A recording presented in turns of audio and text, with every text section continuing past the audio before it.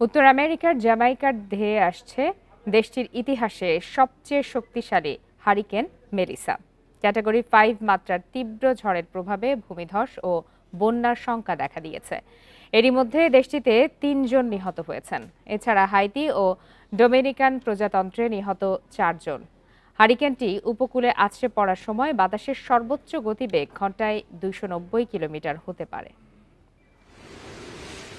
Caribbean সাগরে সোমবার সর্বোচ্চ শক্তির ক্যাটাগরি 5-এ রূপ নেয় হারিকেন মেলিসা। এর প্রভাবে জামাইকা সহ আশপাশের দেশগুলোতে ভারী বৃষ্টি হচ্ছে, বয়ে যাচ্ছে ঝড়ো হাওয়া।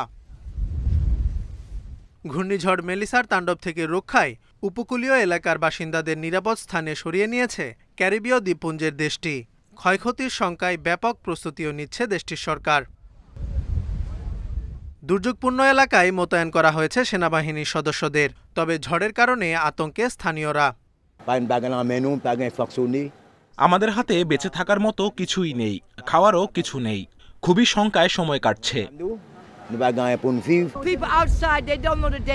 প্রবল ঢেউর কারণে খুব ভয় পাচ্ছি। কোনো জায়গায় নিরাপদ মনে হচ্ছে না। কি করব বুঝতে পারছি না।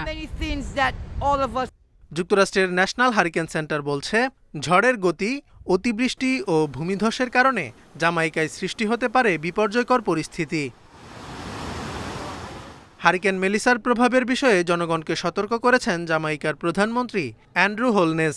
বৃষ্টি ও বন্যার প্রভাব 1989 সালে আঘাত হানা হারিকেন হুগুর চেয়েও বেশি হতে পারে বলে শঙ্কা প্রকাশ করেন তিনি। Jobayer Hossain, Independent news.